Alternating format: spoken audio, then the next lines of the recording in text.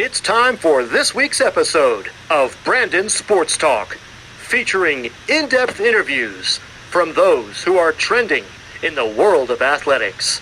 And now, here's the host of Brandon Sports Talk, Brandon Pate.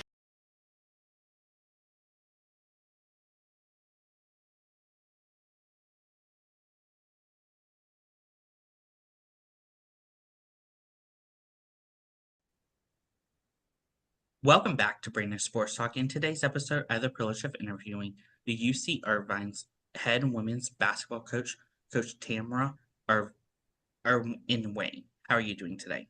Good, thank you, Brandon. Can you talk about how you knew that you want to get started in coaching in college women's basketball? Yeah, I Division One player myself, play at Long Beach State. Had a great experience with my head coach there, and thought this was something I would like to do one day. What was that experience like as a collegiate athlete going to Long Beach State and playing? It's a lot. Yeah, it's not I don't think you can get prepared for how hard it's going to be. Not just the academic side, but athletically, like what we are pushed to do, our travel schedule, and how competitive the games can be day in and day out. So it's a big jump from high school to college. How was that experience like putting on that uniform and representing Long Beach State? It's great. You work your whole childhood, which you think is your whole life at that point, and then to be able to put a jersey on and represent a university, just like Long Beach State was great. It's just you do it together as a team. Knowing that I wasn't alone, definitely helped. Throughout your college time, what were some of your biggest accomplishments as a player? Just being able to help my team get some wins. I love to pass the ball. Assist were my thing. But just being able to win. Get into the NIT at that time. The WNIT was not an AQ at that time, so we actually qualified and made a really good run there. So that was really fun to do with my teammates. Coming out of college, what was that experience like first getting into college coaching and going to New Mexico State as assistant coach? New Mexico State was a big jump. I've never left anywhere that I've lived that didn't have a body of water, and so going to the desert was a first chance, but I was under good hands under the head coach, Mark Track. I've known him since high school. He recruited me. So being able to go there and rebuild with him was a dream. What was that experience like for you going to Santa Clara and being their coach? At Santa Clara University, that was my first job. I was in Australia for a while coaching out there, and then fortunate enough to have Jennifer Mountain give me a shot at the college level was great. I learned a lot under her. It's not what you think it is as a player when you get into this coaching side of it. So just really grateful for her to give me that first opportunity. As a coach, what was that transition like going from assistant coach at New Mexico to being the associate head coach? I think I'm one of those head coaches that was fortunate to have such a great mentor and head coach in Mark Track, where he really did allow me to do a lot of things to prepare me. I definitely was given some responsibilities that a head coach would have, and for him to entrust in me and be able to run certain things. When I came to Irvine, I felt a little more confident to sit in this chair because it can be very lonely up here and doing it on your own. So I was just very fortunate to have such a great mentor and somebody that really believed in that I could do this. During your time at New Mexico State, what were some of the things that helped you learn and to take that transition to being a head coach once that call came? Yeah, New Mexico State, traditionally, we're kind of the underdogs. Don't get a lot there. Do less with more type of idea, and then just bringing in players, that necessarily weren't the highly recruited players, but just were recruited high enough to be able to choose us, and just developing them, and being able to get some pretty good wins and winning the conference and really making that community proud was one of my biggest moments. Is just to see the community rally around these young women that really worked their butts off to get what they deserved. Championships are hard to come by, and for them to get them was just really fun to watch, to see their faces and to see them cut those nuts down. For you as a coach, what was that feeling like when you got that call from UC Irvine to being their next head coach? Yeah, I wasn't sure. Wasn't too sure if that call was coming. At that point, we were rolling pretty well in New Mexico State. But to get the call at Irvine, where I went to high school around this area and have been to games as a high school player, coming to Irvine, felt like it was a good fit to come back home and see what I could do here. Coming back home, how was that feeling like coming back home and being their head coach? At first, it didn't feel good. We weren't winning, so I just felt like I was failing my community and didn't know what I was doing here. But luckily, I have great support with administration and just the colleagues around me. The coaches here are very successful at Irvine, and to be able to have them help me along the way, to keep my head high, and then obviously my wonderful staff. Who keeps grinding away and assuring me that we're going to win here. So that's a big help. It's definitely not on my own. How was that like in that process, like building that coaching staff and the players around you? Definitely not easy. I think every institution that we attend, that I've been a part of, has a different mission and a different understanding of what it is to be at that university. At Irvine here, that is no different from anywhere else. And for us to learn as assistants and head coaches to learn what it takes to be successful here, not just on the basketball floor, but in the classroom, is important. And to make sure that these women that we recruit are set up for success in all aspects of this university. So it takes time. It takes time, and it takes the right staff to understand that mission as well. For you as a first-time head coach, what was that feeling like stepping onto that UC Irvine court? I was fortunate enough to be a head coach with Coach Track stepping in a couple times from some emergencies that he's had to have. And being a head coach previously in Australia, it gave me a little bit of it, but there's nothing like it when you are the head coach and stepping on that floor and everything falls on you. It's a pressure like no other, but I actually enjoy pressure. So it was fun. Well, after the first, once the ball went up in the air, all the butterflies went away, and they got what I do, exactly how I coach. What was that feeling like when you got your first win as a head coach?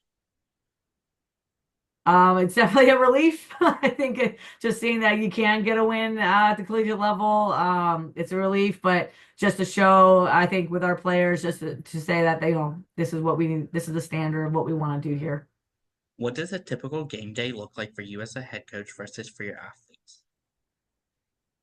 Typical game day depends. It's a morning or night game, but obviously as a players, we kind of go through the same motions. We show up to shoot around. We go through a little bit of film, just getting each other hyped up and ready to go, making sure that they're focused and prepared, and they check me too, making sure I'm focused and prepared. And just getting ready for the game. Just making sure crossing all our T's, dotting our I's, and just reiterating it and just reassuring each other that we got this. It's going to be a good game. For you, what was that feeling like putting on your first coaching polo as a head coach? We were in polos back then, Brandon. We actually were dressing up correctly, like very nicely. We suited it up, wearing heels, all of that stuff. But it feels good. It feels good. It's a lot of hard work. There's not very many of these Division I head jobs. I don't take that for granted. I'm very grateful every day to sit in this chair and do what I do, and making sure that I'm being my best self for my team. Can you talk about, of course, the culture that you started to build for the UC Irvine program? Culture is an interesting conversation right now. I think with the portal and the collective and the NIL and just the whatever's going to come tomorrow. And so culture is something that I think it changes. I think I like to stick to a certain way. However, we definitely are dynamic, and we do make changes for the betterment of the program that we have today. So we definitely have standards and non-negotiables. But at the same time, I think with such an experienced staff I have, we're able to keep it moving in the right direction with some allowances. Who are some of the teams in your conference that you compete against? It's all basically California plus Hawaii, and so it's very nice. Our conference in the Big West, I played it in myself. Long Beach State, you've got Riverside, you've got UC San Diego, you've got Cal State Northridge, Santa Barbara, Cal Poly, Davis. We got Bakersfield, who's in it. So we got a lot of teams just within our area of California, which has been really nice.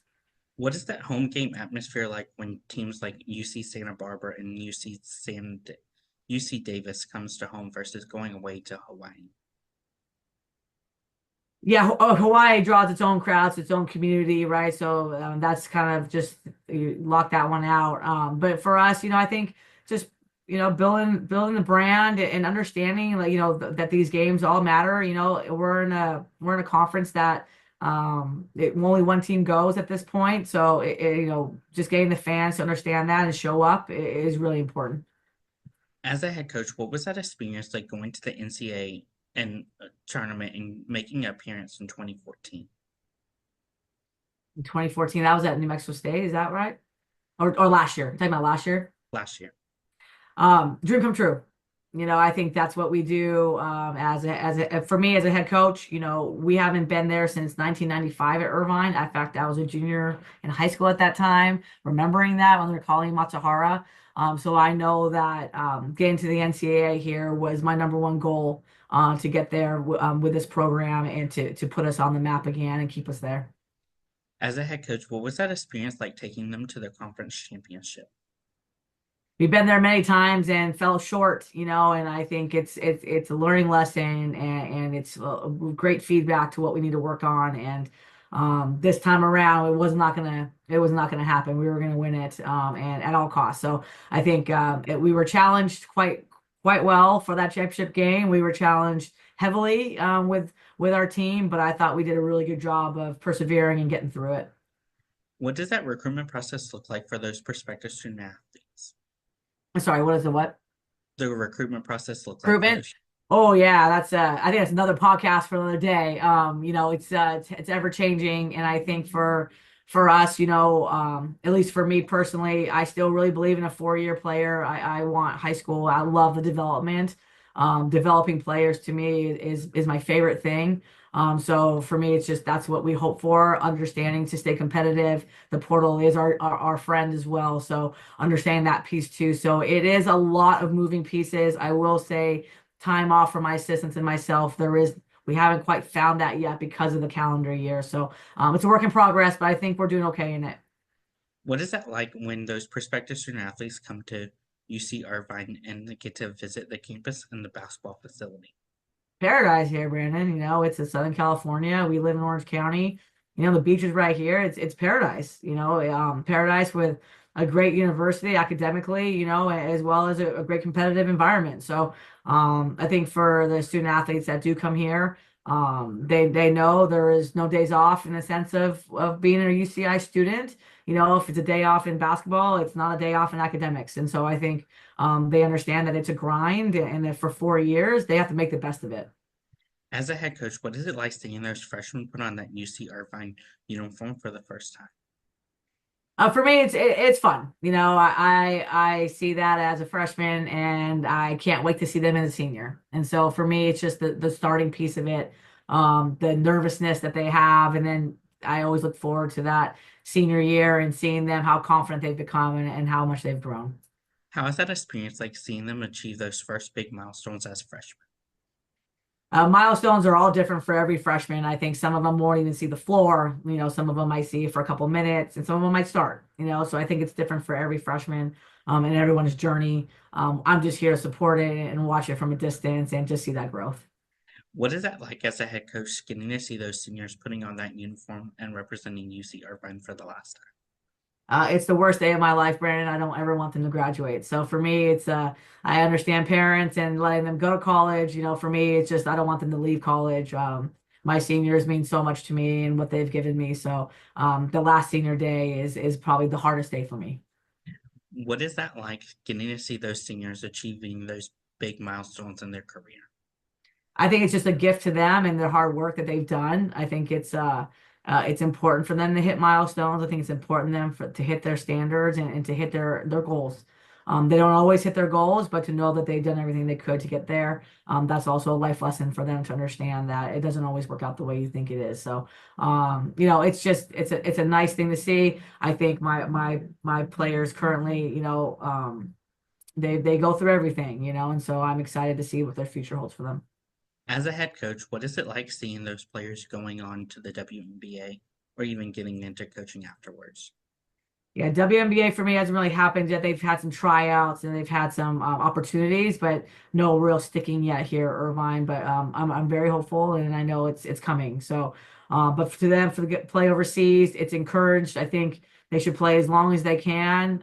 Look, I'm 45 and I can't bounce a ball the way they can. I think I can, but I definitely can once I get out there. So I want them to do that, and then this will always be here for whatever they want to do, coaching or get into their career of life. So I think it's an opportunity, and they should take full advantage of it.